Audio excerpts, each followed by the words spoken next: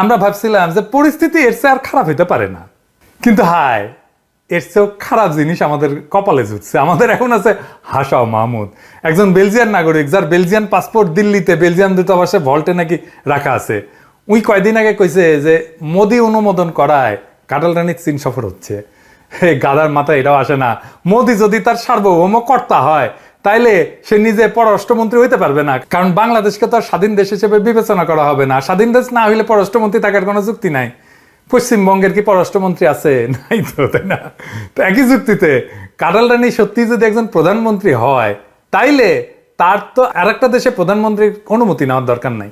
তার কথাতেই কাটালরানি এখন একজন সত্যিকারের প্রধানমন্ত্রী না, একটা দেশের সার্বভৌম দেশের প্রধানমন্ত্রী না। সে যা বলছে সেটা সত্য হইলেও ক্ষমতাসীন বলে দাবি করা সরকারের শীর্ষ একজন পররাষ্ট্র বিষয়ক কূটনীতি বিষয়ক একজন কর্মকর্তা মন্ত্রী কখনোই এরকম প্রকাশ্যে কথা বলা উচিত না। এরপরে আর একটা কাঁধা কাউয়া কাদের এসে উচ্চারণ করে ভারত আমাদের রাজনৈতিক বন্ধু এবং চীন আমাদের উন্নয়নের বন্ধু। কাউয়া কাউয়া, হ্যাঁ কাউয়ার সাউন্ড দেন, দেন জোরে দেন, আরো জোরে কান ফাটায় দেন এডিটর সাহেব। দুই দেশে আপনি ইদানিং কম সাউন্ড দিচ্ছেন, আরো জোরে। দুই দেশের মধ্যে দ্বিপাক্ষিক সম্পর্কের ভিত্তি কি? রাজনৈতিক সম্পর্ক। আপনি কখনো শক্তিশালী রাজনৈতিক সম্পর্ক ছাড়া দেশের শক্তিশালী উন্নয়ন অংশীদারিত্ব গঠন করতে পারবেন? কখনোই না। কিন্তু গর্দব কাউয়াকে কে বলবে? হ্যাঁ আচ্ছা, কাউয়া গাধা হইতে চায়, কাউয়া বোধ হয় পছন্দ না। হ্যাঁ এডিটর সাহেব, গাধার সাউন্ড ক্যাঙ্কা। হ্যাঁ এনা শুন না আমার ক্ষুদ্র ভাতার ভগ্নীদের গাধার সাউন্ড। ও আচ্ছা, ভালোই তো গাধার সাউন্ড। তো এই আসলে দুই মোদি পুত্র গাধা আর কাউয়া, হাসাও মাহমুদ আর কাউয়া কাদের চীন সফরে যাওয়ার আগে দুইটা বার্তা দেওয়ার চেষ্টা করছে। আচ্ছা এডিটর সাহেব, গাধা আর কাউয়া দুইটার সাউন্ড একসাথে মিলা দেন তো, কেঙ্কা লাগে না শুনে দেখি। ভালোই লাগে তো। প্রথমত ভারত তার দিল্লি সফরের সময় হাসিনার চারপাশে একটা লক্ষণ রেখা আঁকছে। লক্ষণ রেখা কি জানেন? এটা মেলা জায়গায় শুনবেন কলে, লক্ষণ রেখা জানেন না? আচ্ছা গল্প কই, মজার গল্প আছে। হিন্দুদের অবতার রাম আছেন না, উনি সৎ মায়ের কুটনামিতে বনবাসে গেছেন। সৎ মা কেন কুটনামি করছে জানেন? কারণ উনার ছেলেকে, সৎ মায়ের ছেলেকে উনি রাজা বানাবেন। যাই হোক, রাম তার স্ত্রী সীতাকে নিয়ে বনবাসে গেছে। আর রামের ছোট ভাই লক্ষণ সে এতই নেওটা রামের যে সে রামের সাথে বনবাসে গেছে। সে সাথে থাকে, একসাথে থাকে, ভালোই আছে তারা। এর মধ্যে মেলা গ্যাঞ্জাম হয়েছে কি যে ওই রাবণ রাক্ষসদের রাজা, শ্রীলঙ্কায়, লঙ্কার রাজা আর কি, শ্রীলঙ্কায় থাকে। তার এক বোন শূর্পণখা, সে লক্ষণের প্রেমে পড়েছে। তো প্রেম নিবেদন করতে গেছে লক্ষণের কাছে। লক্ষণ কইছে কি এত বড় সাহস, আমি চৌধুরী বংশের পোলা, তুই ফৈন্নির পুত, রাক্ষসের মাইয়া, তুই আমার লগে প্রেম করবি? এই কইয়া দিছে নাক কেটে, শূর্পণখা নাক কেটে দিছে। তো শূর্পণখা এই কাটা নাক নিয়ে রাবণের কাছে গিয়ে নালিশ দিছে, ক্ষুদ্র ভ্রাতাদের কই এই কামটা গেলে রক্ষণ ভালো করে নাই, সে শুধু প্রত্যাখ্যানই করে নাই, সে অপমান করছে। রাবণ ঠিক করছে যে রামের বউ সীতারে হরণ করিয়া আনবে। তো রাবণ তার এক লেসপেন্সার মারিস ওরে নিয়ে আসছে এই বনে। মারিস এই লেসপেন্সারের একটা বিশিষ্ট গুণ ছিল, সে নানা ধরনের রূপ ধরতে পারত এবং নানা জনের কথা অনুকরণ কইরা কইতে পারত। তো ওই যে এডিটর সাহেব, ওই যে দেখান না, ওই যে জিয়ার ক্যারেক্টার করেছিল না এক জাউরা, ওই আবার হুমায়ুন ফরিদির কথা অনুসরণ করেন, ওই হচ্ছে মারিস, বুঝছাও? তো দেখান এডিটর সাহেব ওই ক্যাঙ্কা করিয়া হুমায়ুন ফরিদির গলা অনুকরণ কইরা দেখায়। তোমার নাম সারা, তুমি সাংঘাতিক সুইট আছো, তো তুমি অভিনয় করো না কেন? তোমাকে এক ধরনের অ্যাক্ট করতে হয়। হ্যাঁ লাইভলি, একটু তুমি লাইভলি করলা, তোমার তো আছে, আমার মনে হয় তুমি পারবা চাইতে। তো এই মারিস একটা সোনার হরিণ সেজা সীতার সামনে ঘুরঘুর করতেছে। তো সীতা রামের কাছে বায়না ধরছে, যে ধরে আর কি বৌড়া স্বামীর কাছে, এই সোনার হরিণরা ধরে এনে দিতে হবে। ওই যে আমার সোনার হরিণ চাই, আমার সোনার হরিণ চাই, তোরা যে যা বলিস ভাই, আমার সোনার হরিণ চাই, মনোহরণ চপল চরণ সোনার হরিণ চাই, আমার সোনার হরিণ চাই, আমার সোনার হরিণ চাই। এইবার বুঝছাও গান্ডা? হ্যাঁ, তো রাম লক্ষণকে সীতার পাহারায় রেখা দিছে ধাওয়া হরিণটারে। তো হরিণটা রামরে অনেক দূর নিয়ে গেছে। তো রাম যখন তীর মারছে তখন ওই মারিস রামের গলা নকল কইরা, ওই যে ওই জাউরা যেভাবে হুমায়ুন ফরিদির গলা নকল করে না, ওই রকম নকল কইরা দিছে সিক্কুর, যে ভাই লক্ষণ বাঁচাও। তো লক্ষণ ভাইরা বাঁচাইতে যাওয়ার আগে লক্ষণ বাসার সামনে একটা মন্ত্র পড়ে একটা দাগ দিয়ে দিয়ে কইছে যে ভাবি খবরদার এই দাগের বাইরে কলে যাবে না, গেলে কলে বিপদ আছে। এই যে দাগ দিল এইটারে কয় লক্ষণ রেখা, এবং সীতা ওই দাগটা পার হয়ে গেছিল জন্যেই রাবণ তারে হরণ করে নিয়ে যেতে পেরেছে, বুঝছাও? তো যাই হোক, এবার আসল আলাপে আসি। তো এই দুই মদিপুত্র কাউয়া আর হাসান মাহমুদ, আবার সাউন্ড দেন, কাউয়া আর গাধার সাউন্ড একসাথে, হা হা হয়েছে। এরা কইল যে ভারত দেখতে চায় যে তার বেঁধে দেওয়া এই লক্ষণ রেখা সে সম্পূর্ণরূপে পালন করতে পারে কিনা। এই কাউয়া আর গাধা এটাই কইল যে ভারত দেখতে চায় যে তার বেঁধে দেওয়া এই লক্ষণ রেখা সম্পূর্ণরূপে পালন করা হবে, এবং এটা হইতেছে, এবং মোদির দ্বারা অনুমোদিত না এমন কিছুই বেজিংয়ে করা হবে না, এটা নিশ্চয়তা দিল। এইটা চীনের কাছেও একটা বার্তা যে চীনা নেতৃত্ব হাসিনার কাছে এমন কিছু আশা করা উচিত না যা দিল্লি ভালোভাবে নিবে না। আরো আগায় গিয়া কাওয়া কাদের দিল্লি কয়ে দিছিলেন যে হাসিনা সরকার দৃঢ়ভাবে ভারতের পক্ষে রয়েছে। বেজিং সফরের সময় হাসিনা ভারতের সাথে তার সরকারের রাজনৈতিক এবং নিরাপত্তার সম্পর্ক বিপর্যস্ত করার জন্য এমন কিছুই করবে না, এই নিশ্চয়তা দিতেছে কাওয়া। কাওয়া কইতেছে তার বেজিং সফরের একমাত্র উদ্দেশ্য হইতেছে গভীরতর অর্থনৈতিক সংকট মোকাবেলায় যথেষ্ট তহবিল পাওয়া। কাওয়া এ মানে কি? হ্যাঁ, এ মানে কি? এ মানে কি জানেন? এ কইতেছে যে চীনের রাষ্ট্রপতি শির উচিত হাসিনারে খাট কিনা দেওয়া, যাতে স্বামী মোদি স্ত্রীর সাথে খাটে মৌজ মাস্তিকও চালায় যেতে পারে। কি অযৌক্তিক আবদার! তাদের কি কোনো ধারণা আছে যে চীন এই বিবৃতিগুলো কিভাবে দেখবে? ধারণা আছে? হ্যাঁ, এটা সে কাওয়া আর হাসান মাহমুদের ধারণা আছে? হ্যাঁ, লাইমুল ইসলাম খানের জিজ্ঞান্ত ধারণা আছে কিনা? No idea at all, no idea at all. দেখেছেন, লাইমুল ইসলাম খানের গলে একই কথা। আমি সবসময় কয়ে আসছি যে আমরা ভারত বুঝি না, আমেরিকা বুঝি না, চীন বুঝি না, আমরা বুঝি আমাদের জাতীয় স্বার্থ। আমরা হাসিনার বেজিং এই সফর থেকে একটা জিনিসই দেখতে চাই, একটা, যেটা সম্পূর্ণভাবে আমাদের স্বার্থে, আর সেটা হইল হাসিনা তিস্তা প্রকল্পে চায়নার সাহায্য নিতে রাজি হইল কিনা। আমরা আর কিছু দেখব না, দেখার প্রয়োজনও নাই। আবারও বলতেছি, চীন সফর নিয়ে আমাদের একটাই দফা, এবং সেটা হইল হাসিনা তিস্তার এই চুক্তি করতে পারল কিনা। এই ভিজিট হইতেছে কাটাল রানীর জন্য একটা অগ্নি পরীক্ষা। অগ্নি পরীক্ষা কি জানেন? এটা আবার রামায়ণের কথা। আসেন আবার গল্প শুনি, গল্প শুনতে খারাপ লাগে না।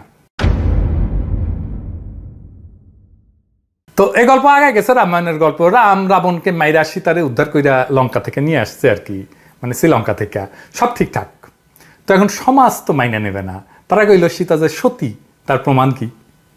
আসলেই তো রাবণ ধৈর্য নিয়ে গিয়ে কিছু করে নাই। তো এই সিনা রাম সীতার জন্য অগ্নি পরীক্ষার আয়োজন করলো। জ্বলন্ত আগুনের কুণ্ডে ঝাঁপ দিবে সীতা, যদি অক্ষত থেকে বাইসা আছে সীতা তাইলে সে সতী। তো এই হইতেছে অগ্নি পরীক্ষা। তো সীতা এই পরীক্ষায় উত্তীর্ণ হয়েছিল, কিন্তু রাম কামটা কি ভালো করছিল? সমাজের কথায় প্রিয়তমা স্ত্রীরে অগ্নিকুণ্ডে নিক্ষেপ করা কি ভালো কাজ? যাই হোক, এগুলো ধর্মের কথা, ছাইড়া দিলাম ওনাদের কাছে। তবে এখন হাসিনা যদি ভারতের দেওয়া এই লক্ষণ রেখা ভাঙ্গা বাইর হইয়া চায়নার সাথে তিস্তার চুক্তি করা বুকের পাটা দেখাইতে পারে, তাইলে আমরা বুঝবো যে সে এই পরীক্ষায় উত্তীর্ণ হয়েছে, অগ্নি পরীক্ষায় উত্তীর্ণ হয়েছে। আমরা তারা আগুনে ফেললাম না, কিন্তু এমন একটা কন্ডিশন দিলাম যে আমরা দেখবো সে আসলেই ভারতের কেনা বান্দি কিনা। এই গত সপ্তাহে ঢাকায় চীনা রাষ্ট্রদূত প্রকাশ্যে বলছেন যে তিস্তা প্রকল্প আগায় নিতে সম্পূর্ণ প্রস্তুত, এবং সিদ্ধান্ত এখন বাংলাদেশের হাতে। আপনারা জানেন যে হাসিনার দিল্লি থেকে ফেরার পরপরই একজন প্রভাবশালী চীনা মন্ত্রী ঢাকা সফর করছিল। তাকে চীনের ছায়া পররাষ্ট্রমন্ত্রী হিসেবে বিবেচনা করা, অত্যন্ত গুরুত্বপূর্ণ মন্ত্রী। কিন্তু চীনা রাষ্ট্রদূতের বিবৃতিটা হচ্ছে হাসিনার সাথে আলোচনার পর চীনা মন্ত্রীর মূল্যায়ন। তারা এখন তাদের হাতের কার্ড দেখাই দিছে। সেটা কি? তারা তিস্তা চায়, তারা তিস্তা প্রকল্প চায়। 5 জানুয়ারির ডামি নির্বাচনের আগেও তারা এই কথা বলছে। এখন এই ডিলের পুরোটাই হওয়া না হওয়া হাসিনার উপর নির্ভর করতেছে। এইটা ইঙ্গিত কইরা হাসিনাকে কাঠগড়ায় দাঁড় করাইছে। চীন অবশ্যই ভারতের লক্ষণ রেখা সম্পর্কে জানে। তারা দেখতে চায় হাসিনা এই রেখা পার করার মতো যথেষ্ট সাহস পায় কিনা। আমার ধারণা সেই অগ্নি পরীক্ষাকে অতিক্রম করতে পারবে না। কারণগুলো আমি আগের পর্বে ব্যাখ্যা করছি। 1 নাম্বার, 75 সালে ভারতে আশ্রয় নেওয়ার পর থেকে সে নিজেই একটা ভারতীয় পণ্য। সে একটা ইন্ডিয়ান, হাফ ইন্ডিয়ান, তা পোলাপান পড়ছে ইন্ডিয়ায়। যেখানে আপনি পড়াশোনা করবেন সেইটার প্রতি আপনার একটা অন্যরকম অ্যাটাচমেন্ট থাকে। যেখানে আপনি রাজনৈতিক আশ্রয় পাবেন তার প্রতি আপনার একটা আলাদা অ্যাটাচমেন্ট থাকে। আমার যেমন ফ্রান্সের প্রতি একটা আলাদা অ্যাটাচমেন্ট থাকবে, আমি স্বীকার করি বা না করি। হাসিনা ভারতের রাজনৈতিক আশ্রয় পেয়েছিল, তার নৌকা ভারতের প্রার্থীতে ভরা, তারা নিজেরাই বলে আমি ইন্ডিয়ার ক্যান্ডিডেট। শুনেন, শেখ হাসিনা কে বলো আমি শেখ হাসিনার প্রার্থী, এটা তোমাকে মনে রাখতে হবে। আমি ভারতের প্রার্থী, তোমাকে এটা মনে রাখতে হবে। আমি এখানে হারার জন্য আসিনি। আর ভারতীয় এজেন্টরা তার নিজের দল, জাতীয় প্রশাসন, আইন প্রয়োগকারী সংস্থা, প্রতিরক্ষা, জাতীয় নিরাপত্তা, যন্ত্রপাতি, মিডিয়া, ব্যবসা, বুদ্ধিজীবী, এগুলো থেকে শুরু করে বাংলাদেশের সমস্ত গুরুত্বপূর্ণ সেক্টরে গভীরভাবে অনুপ্রবেশ করছে। 4 নম্বর হচ্ছে সবসময় সম্ভাবনা থাকে সে যদি কোনোভাবে চীনের দিকে ঝুঁকা পড়ে, ভারত তার জন্য নিরাপত্তার হুমকি হইতে পারে, তার বিরুদ্ধে প্রতিহিংসামূলক পদক্ষেপ নিতে পারে। তার পোলা মাইয়া দিল্লিতে থাকে এবং মার্কিন যুক্তরাষ্ট্রে থাকে, তাদের নিরাপত্তা তার কাছে গুরুত্বপূর্ণ।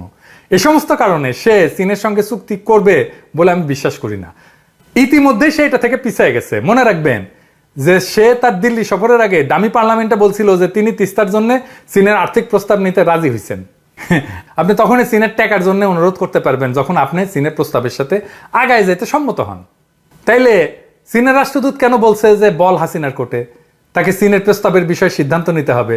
এর কারণ তারা বুঝতে পারছিল যে তার সর্বশেষ ভারত সফরের পর চীন আর নিশ্চিত না যে হাসিনা এই তিস্তা প্রকল্প নিয়ে চীনের সাথে যাবে কিনা।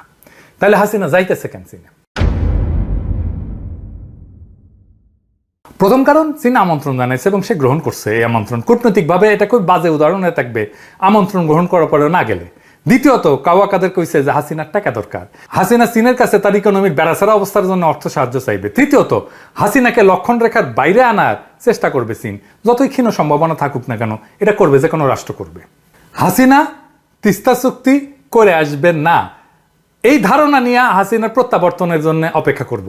সে খালি হাতে ফিরে আসলে আমরা নিশ্চিত হব যে হাসিনা তার সর্বশেষ ভারত সফরে ভারতের কাছে আমাদের সকল স্বার্থ, আমাদের স্বাধীনতা, আমাদের সার্বভৌমত্ব এবং আমাদের আঞ্চলিক অখণ্ডতা বিক্রি করে আসছে। এরপর আমাদের কি করণীয় সেটা আমাদের জানা আছে। অক্সফোর্ড ইউনিভার্সিটির সামাজিক দার্শনিক রোমান ক্রজনারিকের লেখা থেকে এই বিষয়টা ব্যাখ্যা করতে দেন, যিনি সম্প্রতি একটা রূপরেখা দিচ্ছেন, দাখিল করছেন যে কিভাবে একটা বড় ধরনের রাজনৈতিক পরিবর্তন ঘটতে পারে। আমাদের এই বড় ধরনের রাজনৈতিক পরিবর্তনের পথে আমাদের আগাইতে হবে। তো কেমনে আগাইতে হবে সেটা একটু আমাদের বুঝে নেওয়া দরকার। ওনার মতে ইতিহাস আমাদের যা বলে তা হলো এই ধরনের পরিবর্তন ঘটতে থাকে যখন 3টা জিনিস একসাথে ঘটে। একটা ত্রিভুজের 3 কোণার মতো, এদিকে সাহেব পাশে একটা ত্রিভুজ এঁকে দেন আর 3টা জিনিস আমি যখন বলবো পাশে পাশে লিখে দিন, তাহলে বোঝা যাবে। এটাকেই তিনি বলছেন ডিসরাপশন। এই ত্রিভুজটা হইতেছে ডিসরাপশন। 3 কোণায় কি কি থাকে? ডিসরাপশন মানে বিঘ্ন ঘটা, মানে একটা বড় পরিবর্তনের সূচনা হওয়া। ত্রিভুজের এক কোণে থাকে হচ্ছে সংকট, রাজনৈতিক, অর্থনৈতিক, মানবিক সংকট। তাই আপনার এক ধরনের সংকট দরকার। আমাদের প্রকৃতপক্ষে একটা না একাধিক তীব্র সংকট আছে। আমাদের স্বাধীনতা, সার্বভৌমত্ব, আঞ্চলিক অখণ্ডতা মারাত্মক হুমকির মধ্যে আছে। আমাদের গণতান্ত্রিক অধিকার চূর্ণ করা হয়েছে। আমাদের শিক্ষা সংস্কৃতি ধীরে ধীরে হিন্দুত্ববাদী মতাদর্শ দিয়ে গ্রাস করা হচ্ছে। আমাদের অর্থনীতি একটা ডিপ ডাইভের মধ্যে দিয়ে পতনের দিকে যাইতেছে, তাই না? এগুলো সংকট। তাহলে সংকটটা লিখে দেন এডিটর সাহেব এক কোণায়। এই পরিবর্তনকে অনুপ্রাণিত করার জন্য একটা শক্তিশালী এবং দূরদর্শী বয়ান, রাজনৈতিক বয়ান। অর্থনীতিক মিল্টন ফ্রিডম্যান বলছিলেন একটা সংকট পরিবর্তনের একটা সুযোগ, এবং যখন এই সংকট দেখা দেয় তখন যে পদক্ষেপগুলি না হয় তার চারপাশে থাকা বয়ানগুলির উপর নির্ভর করবে। একটা জাতির জন্য সবচেয়ে শক্তিশালী বয়ান হইতেছে তার স্বাধীনতা, সার্বভৌমত্ব, আঞ্চলিক অখণ্ডতা, জাতীয় মর্যাদা, তার সংস্কৃতি, তার ধর্মীয় মূল্যবোধ রক্ষা করা। এগুলো সবই ভারতের কাছ থেকে মারাত্মক হুমকির মধ্যে রয়েছে। একইভাবে শক্তিশালী গণতন্ত্র এবং অধিকারের আকাঙ্ক্ষা, যা ভারতের প্রত্যক্ষ মদতে ধ্বংস করছে শাসক গোষ্ঠী। ভারতকে মোকাবেলা করার এবং তার নির্লজ্জ সম্প্রসারণবাদকে পরাস্ত করার ধারণাটা ভারতীয় পণ্য বয়কট এবং ট্রানজিট রেল প্রতিরোধ করার আহ্বানের মাধ্যমে দ্রুত গণভিত্তি লাভ করছে। আর 3 নাম্বার, আপনার লাগবে একটা ডিসরাপটিভ মুভমেন্ট।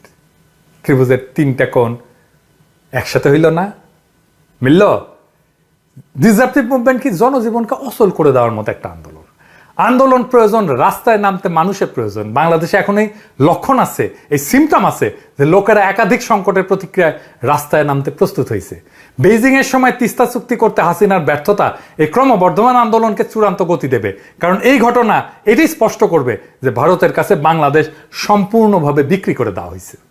এবং এইটাই জনসাধারণের মধ্যে তীব্র প্রতিক্রিয়া সৃষ্টি করবে, যার ফলে মানুষ অবশেষে রাস্তায় নামবে বা রাস্তায় নামার জন্য প্রস্তুতি নেবে।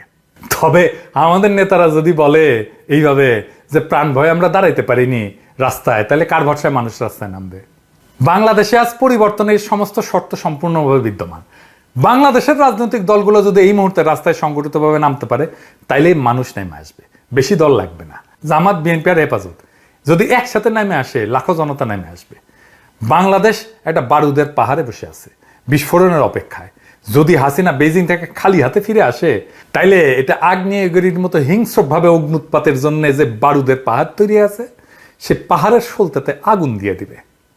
এই আগ্নেয়গিরির ছাই থেকে গড়ে উঠবে স্বাধীনতা, সার্বভৌমত্ব, আঞ্চলিক অখণ্ডতা এবং জাতীয় মর্যাদার গৌরবে উজ্জ্বল এক নতুন বাংলাদেশ। জনগণের রোষের লাভায় ভাইসা যাবে ফ্যাসিবাদী খুনি এবং এই দুর্নীতিবাজদের শাসন। আগ্নেয়গিরির অগ্নুৎপাতের আগুনে ভারতীয় সম্প্রসারণবাদের এই দুষ্ট হাত এমনইভাবে জ্বলবে যা তারা কখনো আগে দেখে নাই। আমরা আমাদের গণতন্ত্র, আমাদের অধিকার ফিরে পাবো এবং আমাদের সফল সংগ্রামের প্রতিশ্রুতি অনুযায়ী প্রকৃত স্বাধীনতা এবং মর্যাদার জীবন নিয়ে বাস করব। এখন একটা প্রশ্ন, চীন কি হাসিনাকে সম্পূর্ণ খালি হাতে ফেরত পাঠাবে? আমাদের মনে রাখা উচিত, চীন একটা বড় খেলা খেলে ও দীর্ঘ সময় ধরে পরিকল্পনা করে। তারা পরবর্তী 20 থেকে 40 বছর, এমনকি তারপরে পরিকল্পনা করে।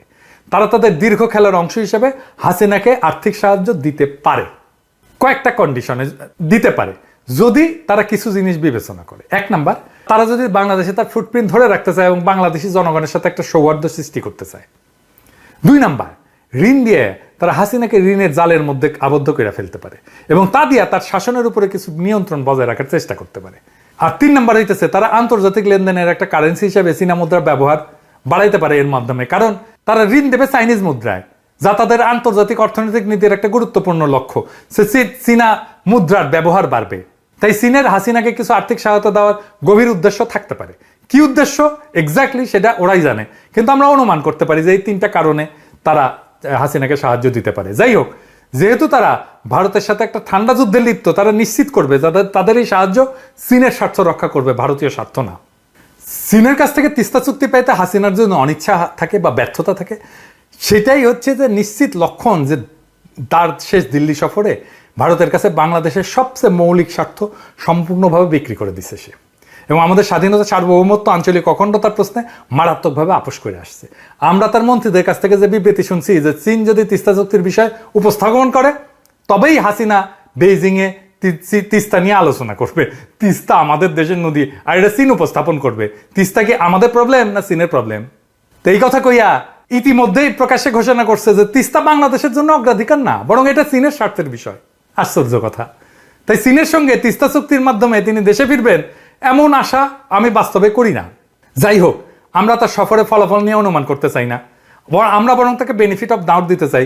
তার সফর শেষে যদি তিস্তা চুক্তি না হয়, তাহলেই আমরা দৃঢ়ভাবে এই সিদ্ধান্তে উপনীত হব যে সে তার ক্ষমতায় থাকার জন্য এবং তার সীমাহীন লুটপাট চালায় যাওয়ার জন্য বাংলাদেশকে ভারতের কাছে বিক্রি করে দিছে। এবং আমরা বুঝতে পারবো যে আমরা একটা স্বাধীন সার্বভৌম দেশের নাগরিক না, ভারতের নিছক ঔপনিবেশিক প্রজা। সেই মুহূর্তে আমরা তার শাসনকে কেবল অবৈধ হিসেবে বিবেচনা করব না, করব একটা দখলদার সরকার হিসাবে।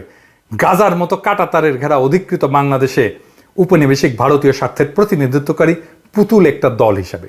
এই পুতুল সরকারের শাসন এবং তার প্রভু ভারতের উপনিবেশিক শাসন দূর করা তখন আমাদের সবচেয়ে পবিত্র দায়িত্ব হবে। 75-এর 14ই আগস্টে কেউ কল্পনা করে নাই যে প্রবল প্রতাপশালী শেখ মুজিব নিজের বাসার সিঁড়িতে প্রাণহীন পড়ে থাকবে তার পরের সকালে, আর তার শেষকৃত্য করার লোক পাওয়া যাবে না, আর তার দলের লোকেরা পরের সরকারের মন্ত্রী হওয়ার জন্য ছুটাছুটি করবে। শেখ হাসিনার শাসনও এইভাবে হঠাৎ করে উৎখাত হয়ে যাবে। আমাদের কল্পনাকে হার মানে একদিন হঠাৎই রাস্তায় লাখো মানুষের উদ্দাম মিছিল ব্রেক ফেল কইরা গণভবনে ঢুকে যাবে শ্রীলঙ্কার মতো। বাংলাদেশের মানুষ সেই দিনের অপেক্ষায় আছে। সেই দিন আমাদের কোনো নেতা লাগবে না, জনতাই হয়ে উঠবে তার নিজের নেতা। আসেন আমরা আমাদের নিজেদের নেতা হওয়ার তৌফিক অর্জন করতে পারি কিনা সেই কামনা করি, এবং সৃষ্টিকর্তা আমাদের এই লড়াইয়ে জয়ী হওয়ার তৌফিক যেন দেয় সেই দোয়া আমরা করি।